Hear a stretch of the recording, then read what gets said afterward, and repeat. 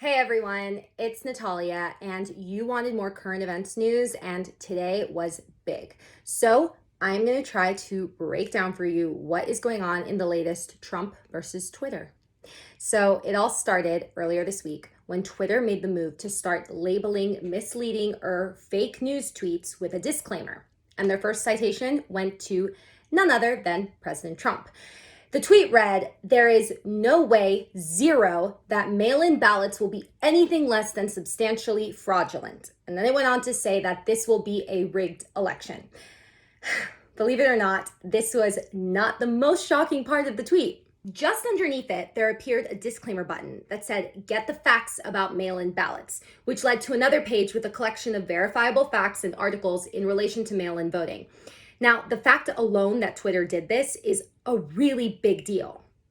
Then, today, President Trump hit back by signing an executive order that aims to limit the broad legal protections that social media platforms currently have. So let's dig into that a little bit. Section 230 is the law that enabled the internet as we know it today. Traditional news publishing companies are responsible for the content that they publish. So if a newspaper published an ad telling people to come and join the Nazi party, we hate everyone, they can be sued for that. But now imagine if those same rules applied to websites. If Facebook, Yelp, Reddit, with millions of contributors, were held responsible for every single post on their platform. Well, they would have never become Facebook, Yelp, and Reddit. Lawmakers recognized this challenge early on, and they wrote Section 230 to prevent stifling the revolutionary potential of the internet by labeling them as platforms, not publishers. Their special status protects them from liability. So a business can sue a Yelp reviewer for posting, a lie about their business, but they can't sue Yelp. You with me so far? Okay, good. Because this part is really important too. The law also gives the platforms themselves the right to set their own rules of service, moderate the content as they choose, and they get to decide who's in and who gets kicked out.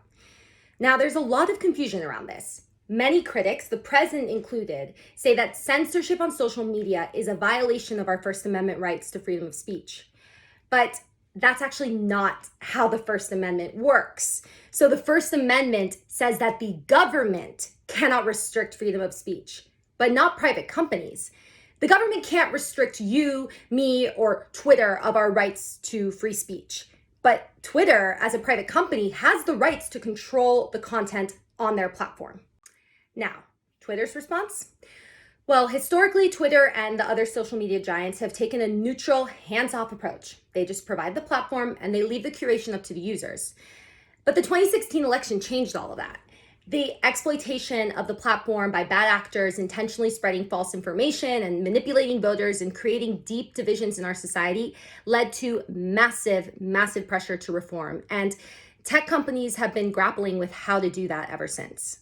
The answers might seem obvious to you, like if it's a lie, just take it down. But if you start to think deeper, you kind of begin to understand what a mess we are actually in. Have you ever tried to have a conversation with a family member and feel like you are both living in alternate realities? Because I have. Now imagine opening your living room to the entire world and you begin to kind of understand the kind of problems that big social media platforms are facing. Technology has democratized access to information, and that's a good thing. But it also means that your truth and your facts often depend on where you're getting your information from. And that's a lot of responsibility for whoever is the ultimate editor of the content. So, do social media companies have a responsibility to moderate the content on their platform? Should public officials be held to a higher standard? Who gets to be the judge of what's acceptable and what's not?